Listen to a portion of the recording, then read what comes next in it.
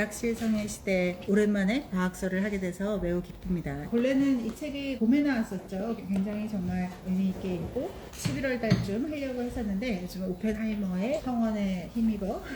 이 책을 먼저 하면 더 재미있겠다고 생각했어요. 그래서 과학서들이 요즘 정말로 진화하는 것 같고 옛날엔 과학서들이 정말 재미없었는데 지금은 스토리들도 탄탄하고 그러면서도 과학적인 영감을 얻도록 정말 이렇게 책을 보다 보면 아 나도 과학을 좀 더 공부했었으면 얼마나 좋았을까 하는 생각이 들게끔 만드는 책인 것 같아요. 그래서 이 책의 맨 앞에 부제로 찬란하고 어두웠던 물리학의 시대 1900년에서 1945년이라고 되어 있는데 200년 전에 그 두 도시 이야기 찰스 디킨스의 첫마디처럼 정말로 인상적이었습니다. 세상이 어떻게 돌아가는지 우주가 어떻게 돌아가는지 또 세상은 어떻게 처음 시작되었는지 몰라도 살아가는데 아무 상관은 없겠지만 그래도 알면 정말 좋겠죠. 그래서 이 책은 아주 특이하게도 이 맨하탄 프로젝트에 대한 이름은 아마 많이 들어보셨을 텐데 미국에서 어떻게 하면 2차 세계대전을 독일의 승리로 끝내지 않고 연합국의 승리로 끝낼 수 있을까 하는 마지막 결단에서 미국의 전 세계에서 모인 과학자들이 같이 모여서 이제 원자 폭탄을 결론적으로 성공시키는 거에서 2차 세계대전이 끝나게 되는 그 과정까지를 시작하는 겁니다. 그리고 항상 세상의 모든 것이 그렇듯이 정말 진리의 순간은 어느 순간에 오죠. 그래서 1900년 베를린, 1903년 파리, 1911년 프라하, 1913년 문헨, 1923년 코펜하겐, 1926년 베팅겐, 1941년 코펜하겐, 1945년 영국 이런 식으로 해서 각각의 소제목들이 이제 한 50개 정도가 있고 그 50개 정도의 각각 다른 과학자들의 이름들이 나오게 됩니다. 그래서 이때까지 우리가 과학을 아인슈타인 하면은 무슨 상대성 원리, 뉴턴 하면은 중력의 법칙, 대표적인 공식으로만 많이 기억했었는데 그거를 그렇게 하지 않고 이 사람들의 어떤 개인적인 거를 더 해서 재미를 하게 됐던 것 같아요. 인류에 남게 되는 그런 중요한 공식들이 발견되게 됐는지 그런 거를 발견할 수 있었던 사람들이지만 개인적으로는 또 어떤 약점을 가진 약한 인간이었는지 진리를 하기 위해서 서로 격려했던 사람들 그런 우정과 갈등과 여러 가지 그런 사적인 것들을 하면서 우리가 과학자는 저도 사실 안드로메다에서 처음부터 온 사람들인가 보다 이렇게 늘 생각하면서 나랑 아무 관계 없는 사람이라고 생각했었는데 오히려 이 책을 읽으면서 제가 느낀 건 나도 정말 어렸을 때 좀 더 과학을 공부했었으면 굉장히 재미있었겠다라고 하는 생각을 강력하게 들게 하는 이 과학 대중서의 가장 중요한 역할인 읽는 사람으로 하여금 과학을 재밌게 느끼고 과학에 흥미를 느끼게 하는 그 역할을 정말 톡톡히 잘 해주는 것 같고 아이러니하게도 저는 사실 봄에 이 과학서를 읽고 나도 과학을 한번 다시 죽기 전에 이번 생에 한번 배워볼까 막 이렇게 했는데 이 책을 읽고 그럼 어디부터 내가 과학을 배워야 되지 찾으면서 라이프니츠, 데카르트 그리고 뉴턴 이런 것들을 이렇게 찾다 보니까 이 사람들의 책이 과학책이 아니고 매우 철학책이었구나 하는 그런 생각을 들면서 그때서부터 오히려 거꾸로 철학에 좀 더 관심을 갖게 되었어요. 도대체 어떤 사고방식이 베이스에 이렇게 깔려 있게 되면 이런 과학적인 사고까지가 가능할까? 옛날에는 철학 그러면 우리랑 아무 관계없는 그냥 사변적이고 궤변적인 말들을 하는 사람들처럼 도대체 인생에 도움도 안 되는 그런 철학 같은 거는 왜 하는 거지? 이렇게 생각했었다면 오히려 정말 과학이 어디서부터 시작된 거지 우리가 알고 있는 이런 것이 하다 보면 큰 분기점이 데카르트서부터 시작하고 방법소설이나 이런 게 실제로는 완전히 물리학책이라는 거 이 앞에 서론이 우리가 알고 있는 그런 철학적인 사고이고 뉴턴이나 이 모든 것들이 다 철학서이기 때문에 어찌 보면 왜 그 수학자인데 최고의 그 수익률을 올렸던 세계 20대 부자에 들어간 투자 회사처럼 그분 회사에는 왜 수학자랑 과학자들만 많다고 하잖아요. 그래서 왜 투자회사인데 이렇게 온통 과학자들밖에 없냐 이렇게 하니까 과학자들한테 금융을 가르치는 것이 금융을 하는 사람들한테 과학을 가르치는 것보다 좀 더 쉬울 것 같아서 그랬다라고 하는 농담처럼 오히려 철학을 아무리 공부를 한다 한들 공부하기가 굉장히 머리가 아파지고 도대체 뭘 하려는 건지 모르시는 반면 과학을 하다 보면 과학자는 결국은 철학자가 될 수밖에 없구나 하는 생각을 많이 들어서 오히려 과학을 하면서 결국은 철학도 알게 되는 그런 것을 하게 돼서 과학이나 철학이나 다 이렇게 나랑 동떨어지고 재미없는 그들만의 리그가 아니라 관심을 가지면 정말 재밌겠다 하는 생각을 강력하게 심어준 것 같습니다. 이 책의 걸 즐기시면 좋고, 이 수많은 한 50개 정도 되는 소제목 중에 어디를 봐도 좋으세요. 그래서 맨 처음에 1900년에 막스 플랑크가 어떻게 해서 우연히 이 새로운 개념에 이걸 하게 되는지, 과거의 어떤 고전 물리학의 맥스웰 이런 것들이 어떻게 또 뛰어넘어지게 되는지, 여기서 온통 남자들의 얘기로만 시작하는 것 같지만 마리 큐리의 얘기로 시작해서 실제로 이제 유럽에서 아직까지 여성들의 공부나 이런 것들이 다 금기시 되어 왔었기 때문에 공부를 어디 감히 여자가 하나 이런 식이었지만, 이제 1900년쯤이 되면 어떻게 할 수 없는 상황이 되는 거죠. 그리고 큐리 같은 경우도 다 세옹지마라서 오히려 그 조국에서는 여자가 공부를 할 수가 없었기 때문에, 그래서 이제 그 가난을 뚫고 파리까지 오게 되고, 파리만 해도 그 당시 이제 폴란드보다는 훨씬 더 좀 개방돼 있어서 공부를 할 수 있는 기회가 있었고, 가난하고 아프고 많은 어려움이 있었지만 거기서 이제 공부를 하게 됨으로써 여성 최초의 노벨상 수상자이기도 하고, 한 사람이 2개의 노벨상을 탄 사람이 되기도 하고, 또 그 딸조차도 유명한 물리학자가 됩니다. 물리학이라고 하는 게 저도 그냥 한국말로 들을 때는 잘 몰랐는데, 그 피직스잖아요. 그래서 PHYSIC 해서 우리가 보통 피지올로지, 생리학 할 때도 앞에 그 피지라는 말을 다 쓰게 되는데, 어떤 원리 같은 거를 말하는 거거든요. 물리학은 따르고 어떤 생리학은 굉장히 인간한테 된다고 생각하는데, 그렇지 않고 이 만물의 원리 같은 거에 피직스라고 하는 그런 말을 한다고 생각하면, 이 물리학이라고 하는 게 나랑 도움 떨어진 게 아니라 삶과 인체에 굉장히 다 있구나 하는 생각을 했습니다. 한 명 한 명 할 거 없이 어느 페이지를 보나 여기서 큰 주축이 되는 게 닐스 보어가 나오고, 하이젠베르그가 나오고, 아인슈타인이 나오고, 그래서 이들이 어떻게 서로 경쟁하고 격려하고 존경하고 이랬었는지에 대한 게 나오고, 또 이 와중에 하늘에서 뚝 떨어진 사람들이 실험실에서 열심히 연구해서 공부를 했다고 생각하는데, 그렇지 않고 이 와중에 얼마나 전쟁의 소용돌이와 또 생활고와 이런 위대한 천재들도 사실은 먹고 사는 게 굉장히 중요했던 거죠. 그래서 먹고 사는 걸 해결해 가면서 어떻게 또 공부를 계속 했었는지, 그리고 또 그 안에 전쟁은 어떻게 이 사람들의 삶을 바꿔놨는지 하는 것들도 있고, 또 반면에는 우리가 막 어떤 업적만 보면 뭐랄까 신화할 수가 있는데, 그 안에서 우리가 보통 지금의 잣대로 보면 사생활이나 그런 성적인 어떤 생활이나 이런 것들이 도저히 용납이 안 될 것 같은, 이 연구를 하기도 전에 사회에서 다 이렇게 도태됐을 것 같은데, 다행히 이때는 업적 대비 그 사람의 사생활은 또 다른 별개의 문제로 하고 있었던 거, 사생활에서 너무 못됐네 뭐 이런 거를 떠나서 자기의 그 심리적인 그런 취약함을 또 해결하기 위해서 제네바에 있는 칼융에게 가서 또 치료한 얘기들, 이런 것들이 정말로 재미있게 되어 있습니다. 제가 이게 막 과학적인 얘기를 해드릴 필요가 없을 정도로 사적인 얘기와 함께 되어 있어서 재미가 있고, 제일 상징적인 그림이 298페이지, 9페이지, 2페이지에 걸쳐서 이 솔베이 회의라고 해서 1927년 브뤼셀에서 모였던 이 과학자들의 모습들이 보이시고요. 거의 모든 사람들이 어느 한 명 한 명 할 거 없이 정말 우리 인류사에 어마어마한 유산을 남긴 천재 물리학자들이었던 그 한 명 한 명의 사진을 보는 재미가 298페이지 보시면 있습니다. 그래서 어떻게 이 모든 사람들이 모이는 그런 시대, 진짜 천재들이 모이는 그런 시대가 다 있는 거구나 이렇게 하고, 이런 사람들의 집단의 지성으로 지금은 양자역학을 미친 생각이라고 생각하지 않고 이제 양자역학을 어느 정도 모든 사람들이 받아들이잖아요. 그래서 여기서도 어떻게 과학자는 철학자가 될 수 있는가? 사실 우리가 양자역학에서 최초에는 아인슈타인이 빛은 알갱이다, 그리고 드브로이가 이거는 파장이다, 이 2개 그걸로 각각이 다 노벨상을 받고 이렇게 되었었지만, 그 다음에도 도대체가 여기 있는데 왜 저기 있고, 관찰되는 것과 서로 다른 실제가 존재하는가, 거기서 그 유명한 슈레딩거의 고양이 실험도 나오게 되고요. 사고의 실험을 어떻게 해나가는지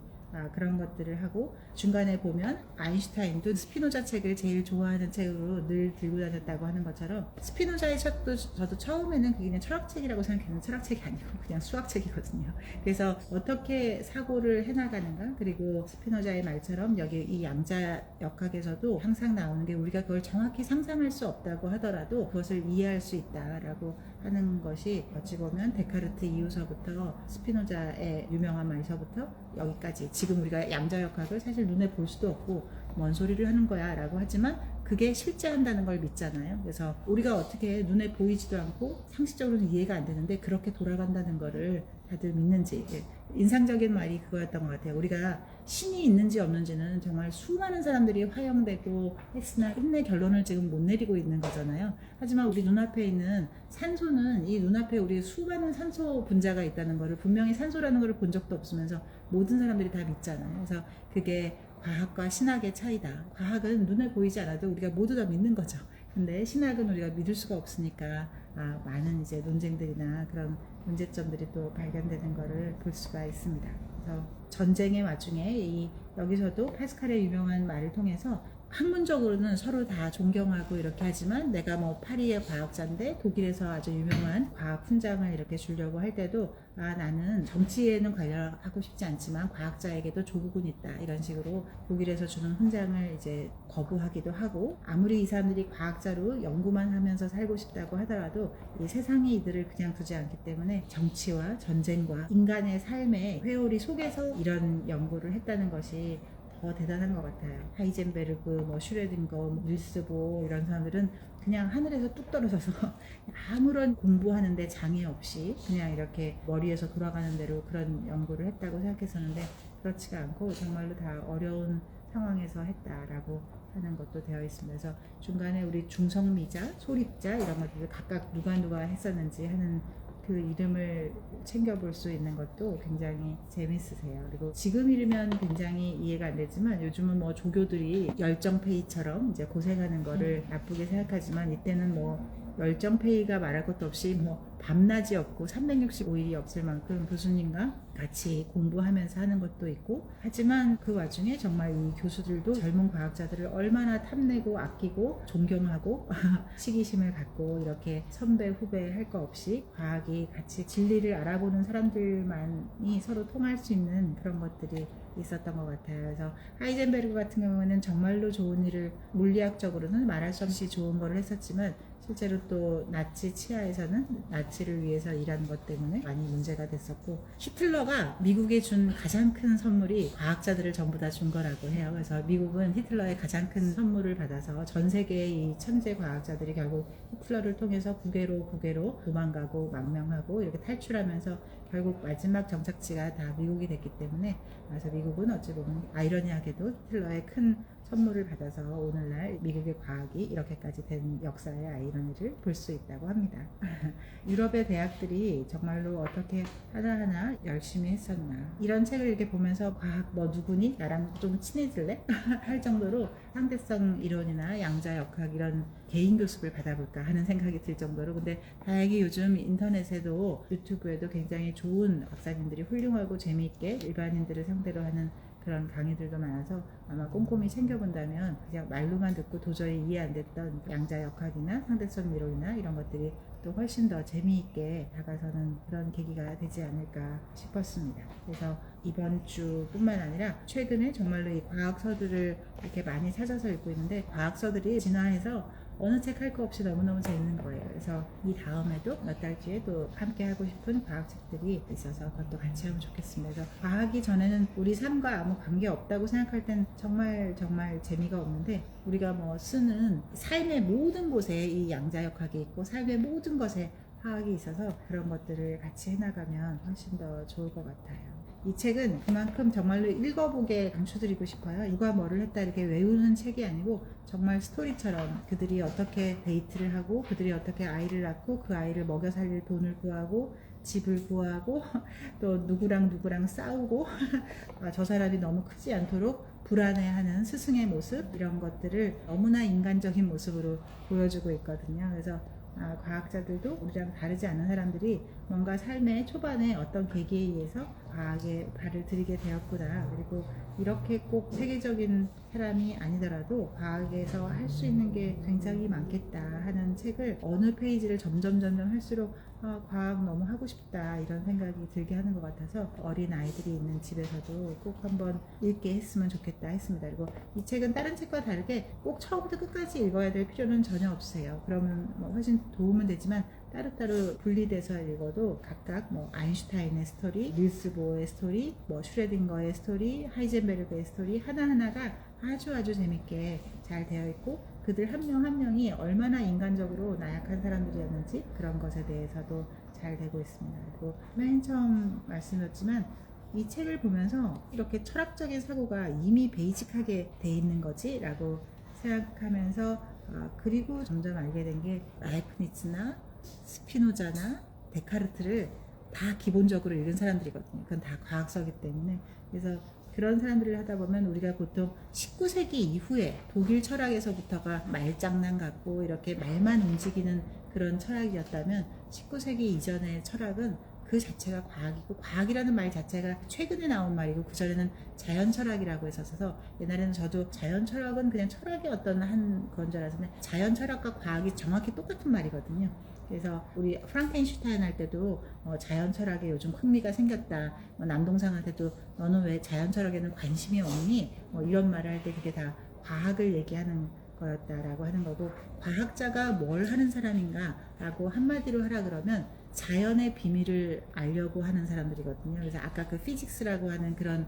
그 단어의 전미사도 어떤 자연, 실제로 이 자연 법칙이라고 하는 것이 결국 과학의 법칙인 거예요. 우리가 이렇게 보면서 뭐 나무가 자라는 그런 자연의 법칙이 아니라 과학을 그 자체를 자연 법칙이라고 하는 그런 걸로 해서 이 자연이 어떻게 돌아가고 있는지 그 운영의 원리를 알려고 하는 거 거기서 벗어나면 이제 우주의 원리나 이런 것이 다 하나의 자연으로 되는 것이고 그 자연이 정말로 우주가 될 수 있는 거죠. 그래서 재밌게도 저도 좀 부끄러운 고백을 하면 옛날에 데카르트나 스피노자나 이런 사람들이 원인 없는 결과는 없다. 그래서 우리는 좀 더 동양적인 사고로 뭐 인과 이런 거를 말하는 거는가? 그리고 또 실제로 스피노자서부터가 이제 헤라클레이토스를 사상을 인용하고 있고 그거에 대해서 중요하게 말하기 때문에 그런 어떤 철학적인 관념으로 했었는데 사실은 그거 전혀 아니고 데카르트나 스피노자나 그 모든 사람들이 우리 다음 주에 할 이런 칸트의 라이프니츠 어떤 철학 같은 것도 여기서 계속 원인 없는 결과는 없다라고 하는 게 과학적인 명제인 거예요. 우리가 조그만 뭐 낙엽 하나가 물에 떨어지면 파동이 일잖아요. 낙엽이 떨어졌으니까 파동이 있는 거지. 파동이라는 거는 그냥 존재할 수 없다라고 하는 것이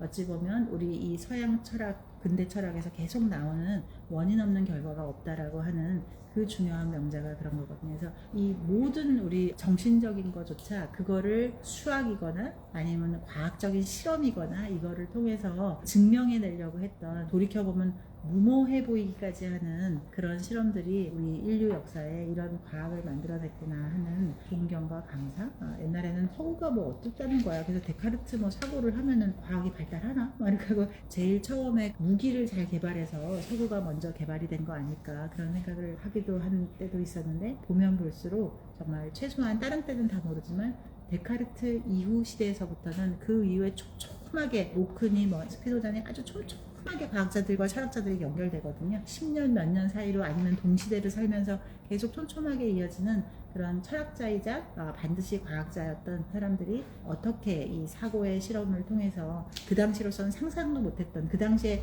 양자역학을 처음부터 발견하려고 덤벼들어서 발견한 게 아닌데 그렇게 사고 실험들을 계속 하다 보니까 양자도 발견되고 원자력도 발전하게 되고 우리가 알고 있는 지금 현재의 화학, 유기역학 모든 것들이 돼서 우리가 삶의 공기처럼 호흡하고 있는 이 모든 편리함이나 신기한 어떤 물건들이 다 그런 자연과학에서 시작되었다라고 하는 것이 경이롭고 감동스럽고 정말 이 존경을 담지 않을 수 없는 그리고 또 이 사람들은 세상의 명예나 돈이나 이런 거를 꼭 했다기보다는 천명처럼 이번 생에는 그것을 하게끔 태어나진 사람처럼 거기에 묵묵하게 평생을 수십 년을 같은 날처럼 매일 출근해서 그 조그만 실험실에서 실험을 하면서 또 조그만 책상에서 수학 공식을 계산하면서 살았던 우리가 보기에는 이렇게 빛나는 과학자들이지만 이 사람들 한 명 한 명의 개인적인 삶은 매우 지루하고